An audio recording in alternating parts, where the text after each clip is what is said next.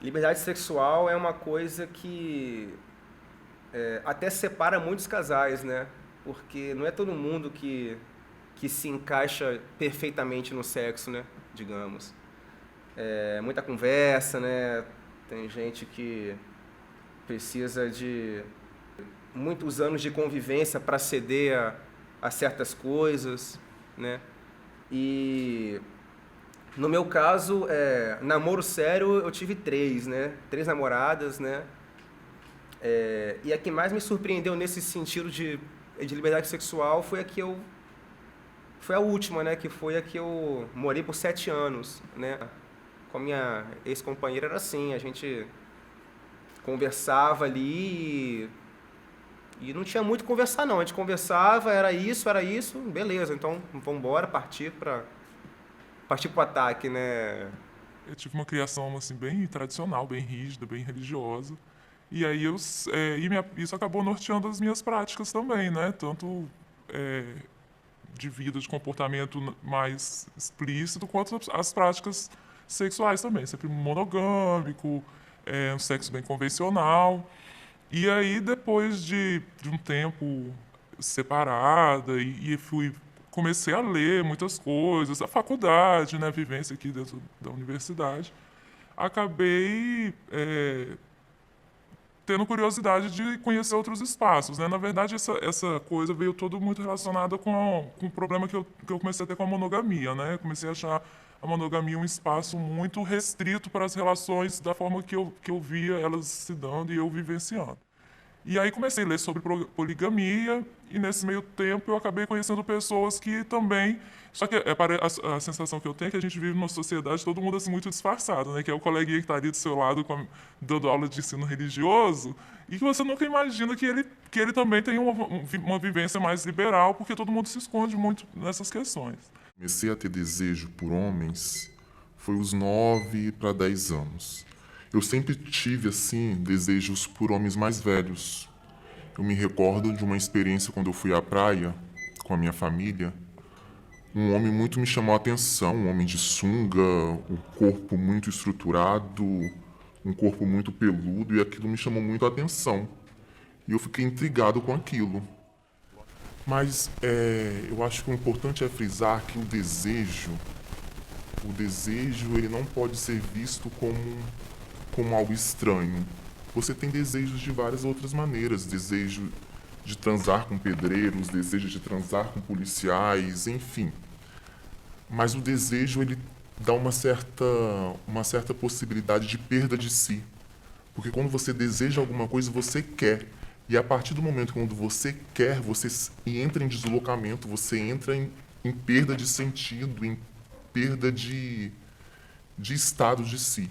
Então, as minhas experiências sexuais, de fetiches, ficam em torno dessas coisas, de policiais, de homens casados. À medida que eu fui ampliando essas minhas, principalmente através da leitura, né, lendo muita coisa, eu vi que não teria problema se eu experimentasse, se eu... E aí acabei saindo com casais, assim, e foram as minhas primeiras experiências. Só que eram pessoas sempre conhecidas. Não, a primeira vez que eu fiz um homenagem foi a tensão toda de nunca ter participado daquilo foi algo extremamente excitante, assim. Então, fiquei numa adrenalina de sem dormir antes, esperando uma ansiedade, aquela coisa que eu achei que ia desistir. Falei, não, então agora que eu não vou desistir, eu vou tomar uma cerveja para relaxar, mas não tinha cerveja no mundo que fizesse relaxar. E aí depois que eu fui, foi a mesma coisa. 2 dias sem dormir antes e 2 dias depois, porque foi a questão da adrenalina muito grande. É, e o homenagem em si, assim, eu nunca tinha estado entre um casal e isso acabou ficando, eu acho que excitou aquela coisa do descobrir assim o seu limite, o que você pode fazer. Sempre tinha aquela coisa assim, tava com cara, mas aí eu não até que ponto que eu posso me soltar aqui sem pensar que a mulher isso vai ser um problema para a mulher dele. Então sempre parecia que eu esperava algum sinal que ela tivesse consentindo que a gente ficasse à vontade, né? E rola uma coisa assim, se ele gozar comigo vai dar BO, ele pode gozar só com ela, um negócio meio assim. E só que também eu achei meio cansativo essa coisa de estar no meio de um casal que eu já tinha outras relações envolvidas, né? Envolve sempre relações de dominação, assim. Então tinha a questão da mulher com o marido e eu ali no meio. Então eu comecei a querer, além disso, um espaço mais casual, assim. Eu tava com a namorada, né? Preliminares e tal. A gente tava numa piscina lá em casa. Aí, papo vai, papo vem. Um dia foi passando, aquele esfrega-esfrega. No fim da tarde, a gente foi pra cama, né? Aí começamos a fazer ali, tudo certinho, direitinho. Eu na posição por baixo, né? Ela em cima. Quando eu menos espero, o que acontece? Vem aquela chuva de mijo em cima de mim. Eu falei, caramba, doideira, cara. Mas eu gostei. Foi diferente, né? Na verdade, ela mijou e ela gozou ao mesmo tempo também. Mijou e gozou. Eu falei, caramba, que doideira, nunca tinha visto. Esse dia em diante, eu comecei a pedir, né? Falava, amor, mija em mim. Minha primeira experiência em Vitória foi no banheiro público, dentro da universidade, que eu cheguei ao banheiro, e nisso, quando eu cheguei ao banheiro, eu me deparo com uma pessoa se masturbando. E aquilo me chamou muito a atenção e eu fiquei muito com tesão naquele momento. E eu cheguei perto dele, peguei em seu pênis e começamos a fazer uma pegação, a se beijar, eu fazer o oral. E, enfim, aconteceu ali o sexo. Outras experiências que eu tive foi no cine erótico, mas foi uma experiência muito traumática para mim, porque foi a minha primeira ida nesse cine erótico e quando eu chego ao local, eu sofri uma coisa que me chocou muito, porque ao entrar no cinema, uma pessoa me agarrou. E eu começava a gritar com essa pessoa para ela me soltar, porque era a minha primeira vez naquele local, e eu queria respeito com o meu corpo e com a maneira de eu estar ali, porque eu era uma pessoa como outra qualquer. Eu estava acompanhado com meu amigo e eu meio que chamei a atenção do cinema, comecei a gritar e fui embora. Não foi uma experiência legal. Eu entrei numa rede social dessas para práticas liberais e comecei a procurar parcerias. Na verdade, o que eu queria era uma parceria que alguém que me passasse uma confiança que eu pudesse praticar homenagem ou que fosse até com mais de 3 pessoas. Só que acabou que eu não me senti segura para poder. Aí essas relações de dominação, porque na minha fantasia, um ambiente mais liberal, ele seria mais desprovido de preconceitos e dessas relações de dominação. E aí, na verdade, não foi isso que aconteceu, né? É um mundo permeado de machismo, eu já tinha praticado, por exemplo, inversão com um amigo. E aí, quando você comenta disso numa rede dessa que é super ultraliberal, começa a te xingar de tudo quanto é nome, e aí você vê que de liberal aquilo só tem um nome, né? E aí eu fui e resolvi conhecer a casa de swinger, né? Falei, bom, vamos lá ver o que é, com essa preocupação um pouco de ser reconhecido e tal. E a primeira dificuldade aqui em Vitória, pelo menos, já foi a distância, né? Porque fica lá no fim do mundo. Mas eu achei um ambiente interessante porque eles têm todo um código que fica implícito, assim, né? A gente não foi abordado em momento algum por ninguém, não se sentiu coagido, ou um meio parecia assim só um surubão sem regras. Não era muito isso, né? Os casais eles têm os acordos bem definidos entre eles, assim. Eu vejo também que existe a chuva dourada partindo da parte do homem, né? Do homem para a mulher. No meu caso, a minha companheira não gostava, né? Acho que o homem se sente mais à vontade em levar uma mijada do que a mulher. Uma mulher solteira ou divorciada, que não tem um parceiro, frequentar esses lugares a gente fica muito vulnerável, assim.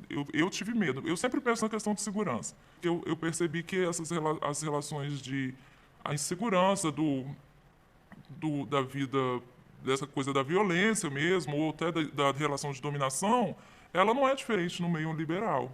Então foi por isso que eu acabei meio que desistindo, assim, quando aparece uma oportunidade de sair com casais ou de sair com que sejam pessoas conhecidas, eu me sinto segura de praticar.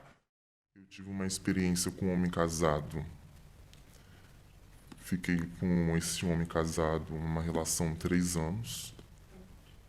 ele me levava a certas loucuras, a certos devaneios. E eu gosto do perigo, do risco. Eu acho que isso também nos alimenta enquanto seres humanos, é potência de vida. Eu acho que o risco de você se arriscar, a perda de si, isso é potência de vida. E eu tive uma relação com esse homem casado durante 3 anos. Foi uma experiência boa, bacana. Foi um outro lado de conhecer também minha sexualidade, de conhecer o meu corpo. E as nossas práticas sexuais eram das mais diversas possíveis. De transar em praias, de transar na própria cama dele, da esposa dele, na casa dele. E uma coisa que eu fiz também foi que ele fizesse gozar na própria aliança dele de casamento. Isso foi para mim uma coisa maravilhosa, uma coisa que me levou à loucura, o auge de loucura, o auge do desejo, do tesão ali, eu não sei explicar. Certa vez fez com iogurte no sofá da sala, assim, no sofá, eu usei um iogurte com canudo, joguei iogurte ali, na região ali, até entrou mesmo, o iogurte entrou e eu enfiei um canudo e bebi aquele... É o iogurte vaginal, né? O suco vaginal de iogurte. Foi diferente também, só que a gente tava com tanto tesão na hora que a gente não percebeu que o sofá ficou todo sujo, né? É isso, quando você tá à flor da pele ali, tá com tesão, você não vê nada e depois que você vê as consequências, né, com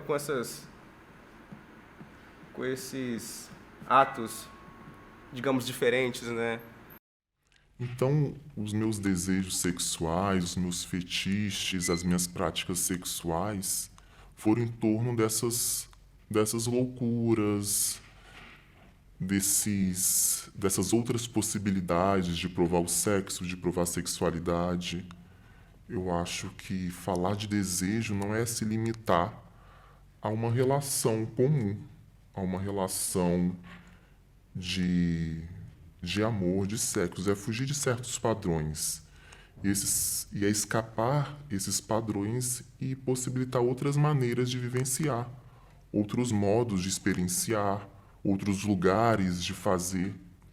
Então, falar dessas coisas é tratar de um rompimento com algo posto, algo categorizado pela sociedade. Eu acho que falar de desejo é a perda de si, é o momento de loucura, é o momento de você sair de si, você se deslocar e se permitir a fazer o que você tem que fazer, a fazer outras coisas que são possíveis de ser feitas.